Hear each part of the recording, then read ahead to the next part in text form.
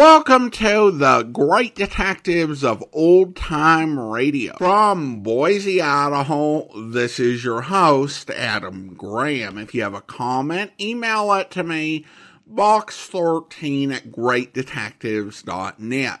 Follow us on Twitter at Radio Detectives and check us out on Instagram, instagram.com/Great Detectives. If you're enjoying the podcast, please follow us using your favorite podcast software. If you've not already, I do encourage you to check out my ebooks. All I Needed to Know, I learned from Dragnet, and All I Needed to Know, I learned from Columbo. Each examines the careers and history of 7 great fictional detectives and policemen and life lessons that can be learned from them. You can find these ebooks wherever fine ebooks are sold, and also as an audiobook through audible.com or the Apple Store. Now it is time for this week's episode of Mr. Chameleon. Now, we did skip an episode from last week. That was because that's a Christmassy episode. We're going to play that at Christmas. So the original air date on this one is December the 29th, 1948, and the title is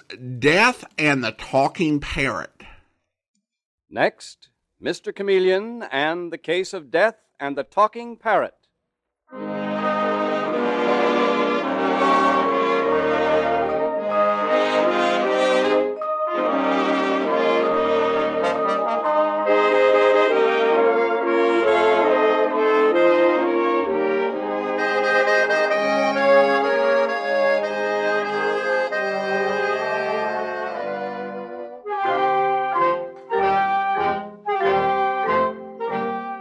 Tonight we again present the famous Mr. Chameleon of Central Headquarters in his most famous cases of crime and murder. Brought to you by the makers of genuine Bayer aspirin. Now let me tell you just who Mr. Chameleon is. A college man, he tried from childhood to live up to the name he bore, Chameleon, by taking on the color of whatever situation in which he found himself, appearing in endless guises, finally entering the police force, where he became known as Chameleon, the man of many faces, the underworld's most dreaded man. The listener invariably knows who Mr. Chameleon is, no matter which disguise he assumes, but the criminal he's tracking down seldom does. Tonight we give you Mr. Chameleon in The Case of Death and the Talking Parrot.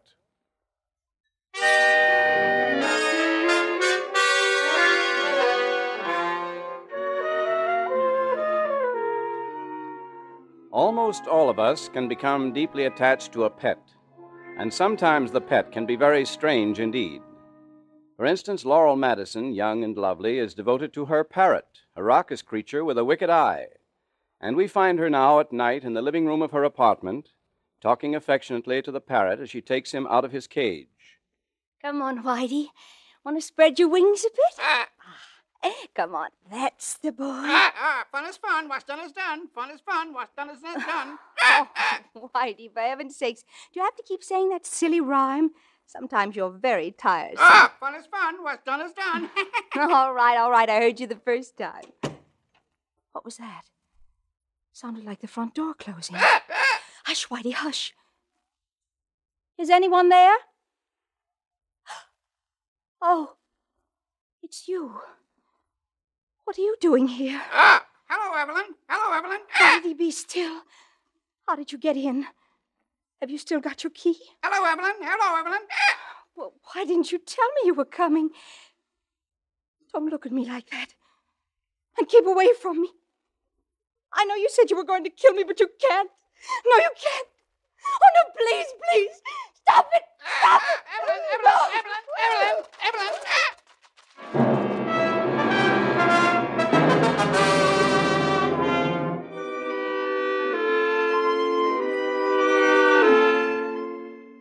And the following morning, in the wildly upset apartment, Mr. Chameleon, the great detective, is kneeling beside the dead body of Laurel Madison and saying to the excited man standing next to him, Is this exactly the way you found the body, Miss Smithers? Yes, Mr. Chameleon.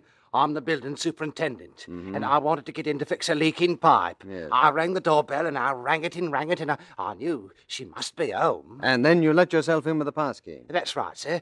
It's awful. It's awful. Miss Madison was such a pretty girl. One of the highest paid models in New York. Yes, I know. I've seen her picture on many a magazine cover. She was strangled to death with this chiffon scarf. Either a man could have done it or a woman. Who are her friends? Well, I don't know, Mr. Chameleon. She had a lot of friends. A lot of boyfriends, particularly. What were their names? Well, I really couldn't tell you. Do you mean they tipped you not to tell? No, sir. No, all right, no. Smithers, all right. Stop shaking. No one has accused you of anything. But I'm not shaking. I certainly am not guilty of anything. Where's the other man with you? Detective Sergeant Dave Arnold. He's gone to question the neighbors. Don't forget, it was still fairly early last night when Laurel Madison died. The coroner says about 11 p.m. She must have put up a struggle, and someone must have heard it. What is that cage over there? That's a parrot cage. Miss Madison had a parrot. She called it Whitey. Well, the cage is empty. When did the parrot get out? There's no parrot here when you found the body, was there? No, Mr. Chameleon. Mm-hmm. Where is it? But it must have gotten away. Miss Madison often let it out, and the bedroom window was open. Whitey must have flown out the window last night. Mr. Smithers, you know, I think you are lying about that parrot. But I'm not lying, I tell you, I'm not. Mr. Chameleon. Yes, Dave, I'm here. Say, I just heard the darndest story from the woman who lives in the apartment next door. It seems Miss Madison had a parrot. Yes, we were just discussing that fact. About 11:15, at the time Miss Madison was murdered, this woman heard the parrot screaming, "Hello, Evelyn, hello, Evelyn." Of course, it may mean nothing. But... And it may mean a great deal. Mr. Smithers, did Miss Madison know anyone named Evelyn? Yes, Mr. Chameleon. Evelyn Scott. She lived here for a while. She's a model, too. She works for Porter's agency, just like Miss Madison. She was only here for a month. She left kind of abrupt-like. I see. Okay, Dave, let's try and find Miss Evelyn Scott. That shouldn't be difficult. Not as difficult, I suspect, as finding that parrot. The parrot? Well, Mr. Chameleon, why do you want to find the parrot? Because the parrot, Dave, was the only witness to the murder. And, Mr. Smithers, I fully intend to find that witness.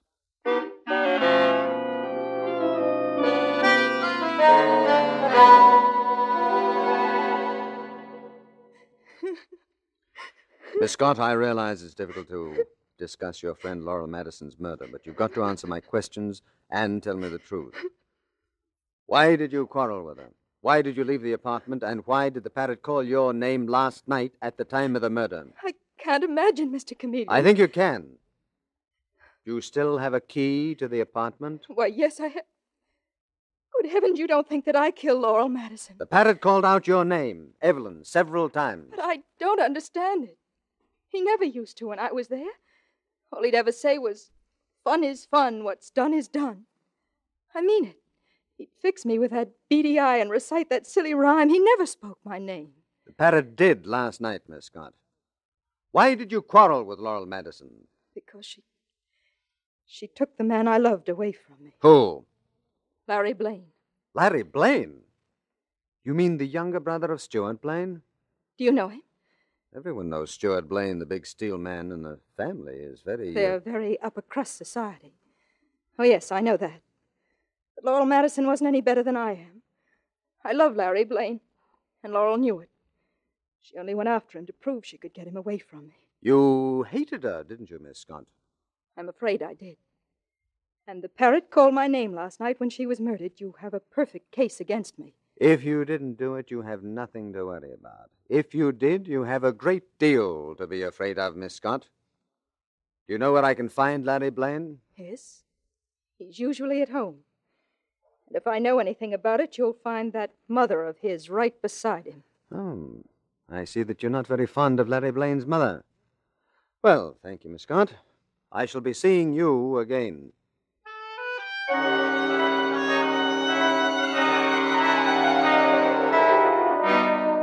And Evelyn Scott is right. For when Mr. Chameleon calls to question Larry Blaine, Mrs. Lawrence Archibald Blaine does sit beside her son Larry on the brocaded sofa in the magnificent drawing room of their home. And Mr. Chameleon, who has defeated many adversaries in his time, senses that Mrs. Blaine is a formidable opponent. Mrs. Blaine, you have no reason to resent my questioning of your son. You don't seem to understand that Laurel Madison has been murdered. I also don't understand why my son Larry should be dragged into it. Perhaps Larry does. What do you mean, Mr. Chameleon? I didn't kill Laurel. I hadn't even seen her in more than a week. Why not? Because she said something I didn't like about Evelyn Scott. Oh, really? Well, that's very interesting. You mean you still have some feeling left for Evelyn Scott? Mr. Chameleon, my son was never in love with Miss Scott or Laurel Madison. Perhaps your son knows differently, Mrs. Blaine. Anyway, I should like to ask him where he was last night. Mother. Oh, yes, Stuart, we're in the drawing room. Mr. Chameleon, I sent for my oldest son. Oh, I'm very glad you did, Mrs. Blaine. I've met your son before. Hello, Chameleon. What brings you here? A murder investigation. My mother mentioned it when she phoned me. A girl named Laurel Madison was murdered last night, and your brother Larry here was one of her numerous suitors. I was just about to ask him where he was last night. He was with Stuart, Mr. Chameleon. They took a long drive out into the country. They had business to discuss. Isn't that right, Larry? Isn't that right, Stuart? Well, Larry? Yes, I was with Stuart last night. So you see, Mr. Chameleon, my brother Larry has an alibi. Yes, I see.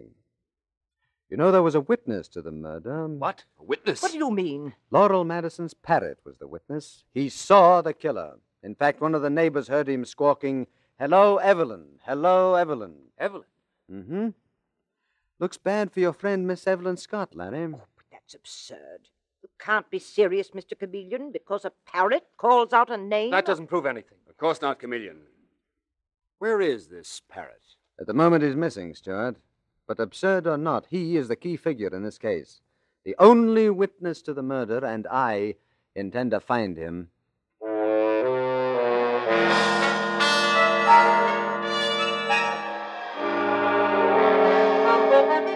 And now, Mr. Chameleon is again questioning Smithers, the superintendent of the building where beautiful Laurel Madison was strangled to death.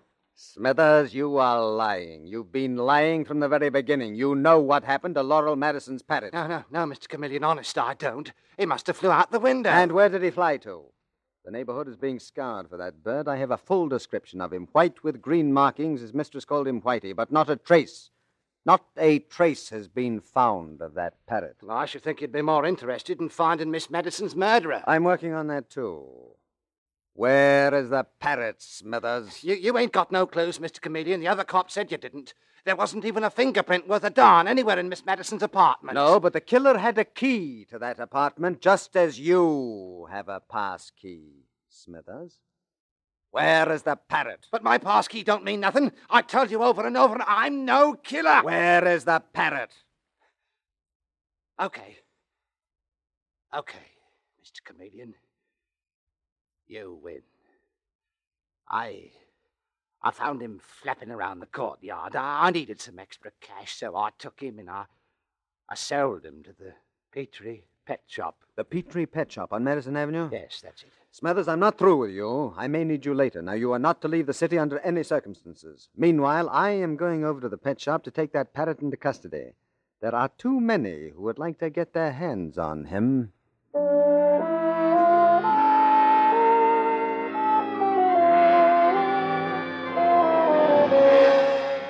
Mr. Chameleon does get the parrot. He now has him at Central Headquarters, where he's talking to the Commissioner of Police and Detective Sergeant Dave Arnold. The Commissioner is saying, So that parrot is the missing witness to the Laurel Madison murder, is it, Chameleon? Yes, Commissioner. Handsome old devil, isn't he? Come on, Whitey. Say hello to the Commissioner. Fun is fun. What's done is done.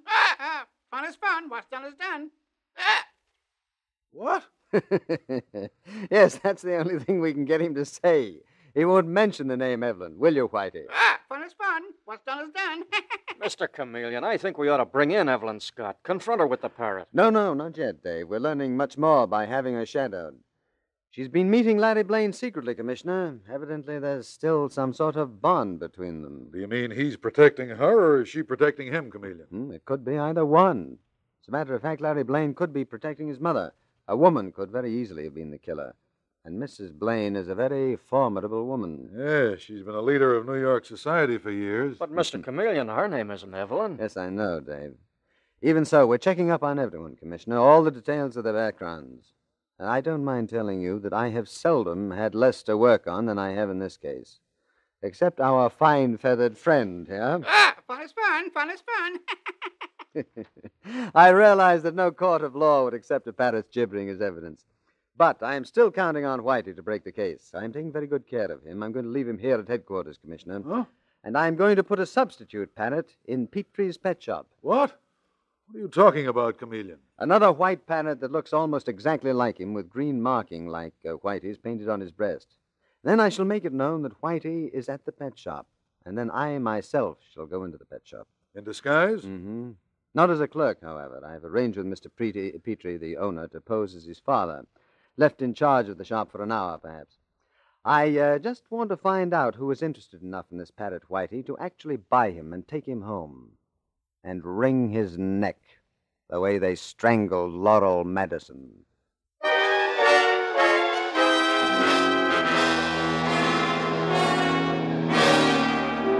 Mr. Chameleon and the Case of Death and the Talking Parrot continues in just a moment.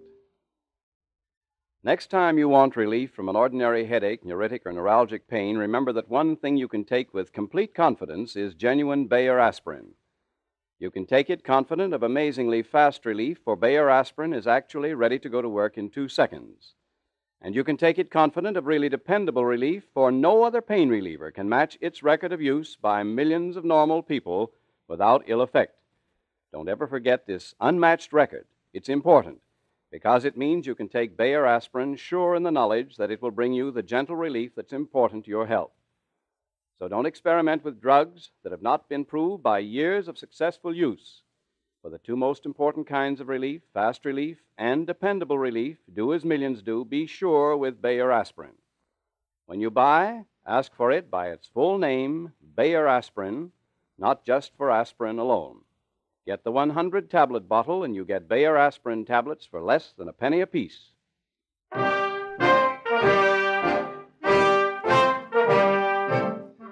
And now, back to Mr. Chameleon and the Case of Death and the Talking Parrot. Mr. Chameleon believes that Laurel Madison's parrot, Whitey, can identify the killer who strangled the beautiful model to death in her apartment. And we find Mr. Chameleon now in Petrie's pet shop, in his disguise as an irritable old man who is finding the shop with its assorted noises quite a trial. But when he speaks to Detective Sergeant Dave Arnold, he speaks as Chameleon. You certainly have to love animals, Dave, to run a place like this. Even if you love animals, and I certainly do, I prefer them in small quantities and one of a kind. Mr. Chameleon, the only one that's silent is that substitute parrot, the one we put here in Whitey's cage. Yes, he's quiet enough, all right. I suppose he doesn't like being a stand-in. Has anyone tried to buy him? No, Dave. I let everyone know that we'd located Laurel Madison's parrot in Petrie's shop, yet no one's been in. No one we suspect of a murder, that is.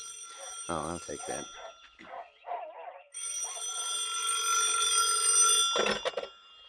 Petrie's pet shop. Hello, is this Mr. Petrie? Well, this is her father, madam. Mr. Petrie is out right now. Oh, well, I'm calling to inquire about a parrot, a white and green parrot. I understand you have one like that? Yes, I know the one. A very remarkable bird, almost human. Calls people by name, in fact. Yes, you still have him? Yes, madam, although we have a prospective buyer. Oh, really? Well, please don't sell him for at least an hour. I've heard about your parrot, and I'm sending someone down. I'm prepared to pay a very big price, Mr. Petrie. All right. We shall wait an hour. Thank you, madam. Dave, that was Mrs. Blaine. Mrs. Blaine? Larry Blaine's mother? Mm-hmm. Things are beginning to break, Dave. Now, you go down to Central Headquarters and get the real parrot, Whitey, immediately. Okay. Then wait for me outside in a car with the engine running. And I shall stay here and receive either Mrs. Blaine or Larry or whoever she sends for the parrot. They'll never know you in this disguise. I'm not worried about my own disguise, Dave. What concerns me most is convincing them that this substitute parrot is the one they're after.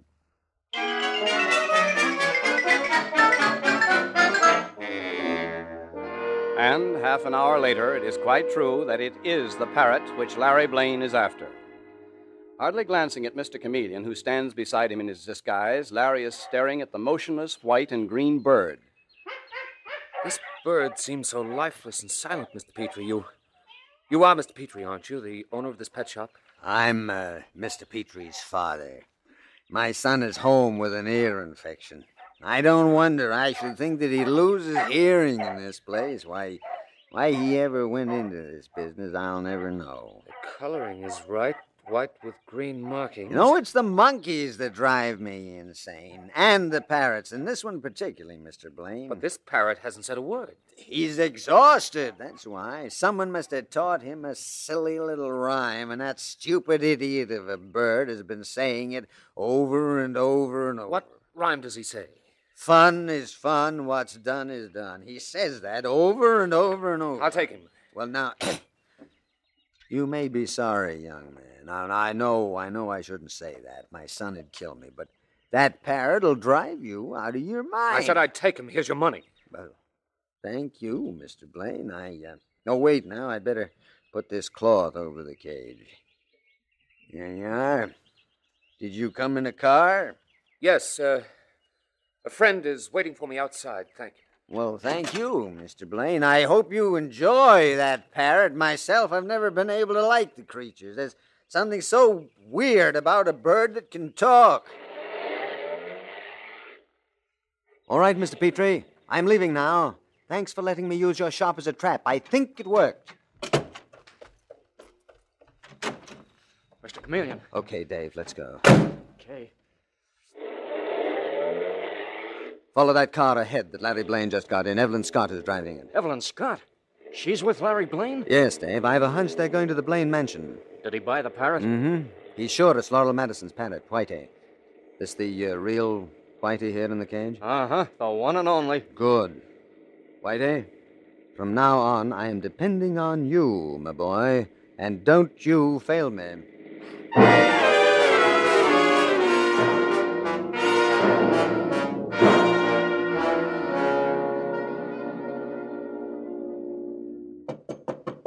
Who is it? It's I, Mother. Larry. Oh, come in. Evelyn is with me. Mrs. Blaine, we brought the parrot. It took you long enough. Now let's look at him. Here he is, Mother. Very silent, but he's Laurel Madison's parrot, Whitey, all right. The old gentleman at the pet shop quoted the rhyme that Whitey was always saying when Laurel had him. Open the cage door. Mrs. Blaine. Open the cage door and lift him out. Mrs. Blaine, do you have to do it now? Evelyn, you know we have to kill him. You know we have to destroy the evidence. Yes, I know. But to wring his neck. I'll do it myself, since you're both so cowardly. The servants are all out. There'll be no one to hear him. Come here, you wretched bird. Hold still. Hold still. That's enough, Mrs. Blaine. Let that parrot alone. What? Mr. Chameleon. What are you doing in my house? I'm afraid your son left the front door open, Mrs. Blaine, and I walked in with Detective Sergeant Arnold and Whitey. Whitey? You mean Laurel's parrot? But this is the parrot. The one in this cage. No, Mrs. Blaine, you were about to kill the wrong parrot. The real Whitey, the one and only witness to the murder of Laurel Madison, is right here with Detective Sergeant Arnold. Dave, take that cloth off the cage. Yes, Mr. Chameleon. Fun is fun. What's done is done. Fun is fun. What's done is done. All right, Whitey. Look around, Joe. Do you see anyone you know? Here, step up close to him, Miss Evelyn Scott. Mr. Chameleon. Step close to him, please. That's right. Whitey, do you recognize the lady? Fun is fun. Fun is fun. Seems that he doesn't recognize you, Miss Scott. Well, he doesn't really see her. He's just getting used to the light. Do you mean by that, Mrs. Blaine, that you wish that he would recognize her? Because, frankly, What's that? Somebody just came in. Yes, Mrs. Blaine, I think it's your son, Stuart. I phoned him at his office and told him to come here immediately. Stuart, come in, please. Hello, Chameleon. So you got here ahead of me, did you? Hello, Mother. Larry. Miss Scott. What's happened? That parrot, what's he doing here? Hello, Evelyn. Hello, Evelyn. Hello, Evelyn, darling. Hello, Evelyn. I'll kill you. I'll kill you. Stuart! Give me that parrot. I'll wring its neck. No, you won't, Stuart Blaine. Put up your hands. Put your hands up. Mr. Chameleon, what are you doing? Mrs. Blaine, I'm about to arrest your son, Stuart, for the murder of Laurel Madison. But that's ridiculous. No, it's not. Chameleon, you must be mad. Just now, I simply lost my temper. Because Laurel Madison's parrot recognized you. He called you by name. By name, he called him Evelyn. Stuart's middle name is Evelyn. One of his middle names, I might say. Everyone assumed that Evelyn was the name of a woman, but as you know, in England particularly, it's a very common man's name. But that doesn't mean... I looked up your family tree, and I discovered, Mrs. Blaine, that there were at least 5 men named Evelyn in your husband's family. His father, for one. That doesn't prove a thing, Chameleon. It proves a little something, Stuart, and your attack on that parrot a moment ago before you had time to stop yourself. That proves something, too. And Mr. Smithers may prove the rest. Smithers? Who's Smithers? The superintendent of Laurel Madison's apartment house. I understand for 2 years Miss Madison had a constant caller, and I got his description from Smithers and from the neighbors. Stuart, I was startled. The description fitted you so perfectly. You, a brilliant man, a power in industry. I couldn't believe it at first. Didn't want to believe it. Then as time went on, I had to. I never knew that girl. Smithers and the neighbors can identify you, Stuart. And besides, Dave, search him just on a chance. Chance of what? This is an outrage. What do you expect to find on me? A key, perhaps. A key to Laurel Madison's apartment. I went to all the locksmiths in the neighborhood, Stuart. One of them had made a duplicate key for her apartment in gold. Dave, keep on searching him, please. Okay. No. There's no need for you to go on searching me. The key's in my wallet. I'll give it to you, Chameleon. Sorry, Stuart. Keep your hands up. Taking no chances. Get the wallet, Dave.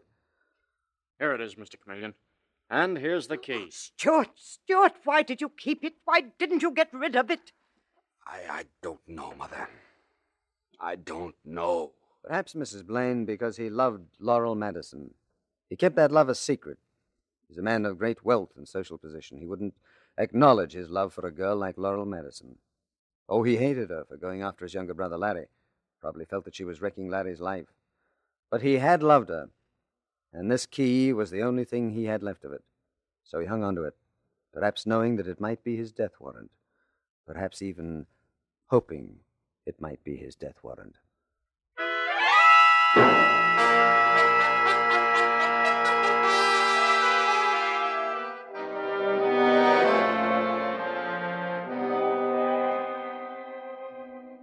Larry, how is your mother? She's pretty well prostrated, Mr. Chameleon. She suspected from the first it was my brother Stuart who murdered Laurel. I did everything I could help to cover up for him. I knew that your alibi for the night of the murder was really his. And Evelyn Scott here, she was afraid that Parrot might convict her. That's why she worked with you. I also wanted to help Larry. Yes, you still love each other, don't you? Yes, Mr. Chameleon.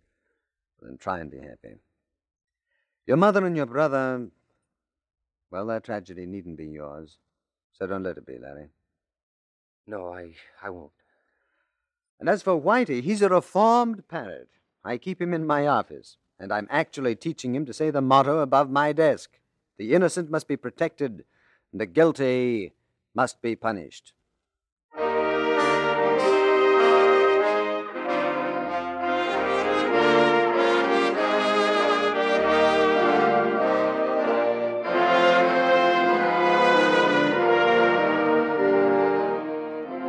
And with these words, Mr. Chameleon concludes tonight's murder case.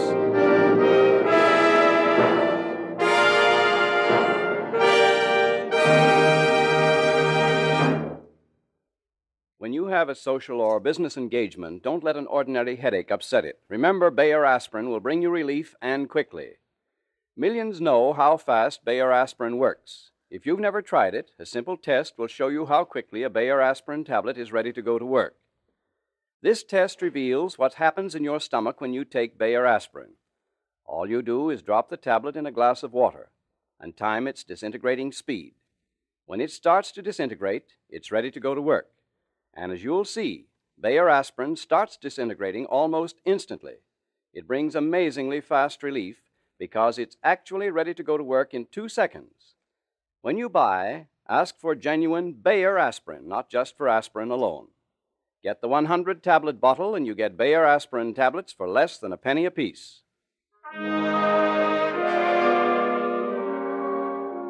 Listen next Wednesday night at this same time for Mr. Chameleon, the man of many faces, in The Rich Uncle Murder Case. The part of Mr. Chameleon is played by Karl Swenson, with dialogue by Marie Baumer from the original story by Frank and Ann Hummert.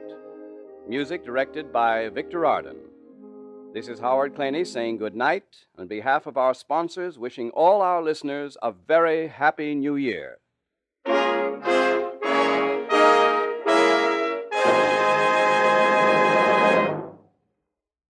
New Lion's toothpaste does what no other toothpaste can. Thousands of laboratory tests on scores of individual teeth reveal that New Lion's toothpaste actually gets teeth 2.5 to 5.5 times brighter than any of the 5 leading brands. Brighter by far, in fact, than any toothpaste on the market. Remember, it's not just another toothpaste, not just another old toothpaste with an added ingredient. Lion's toothpaste is utterly new, radically different. It cleans without soap, polishes without chalk. Lion's toothpaste.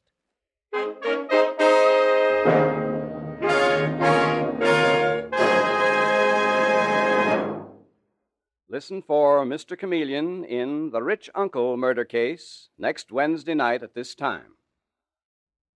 This is CBS, where Jack Benny starts next Sunday, the Columbia Broadcasting System.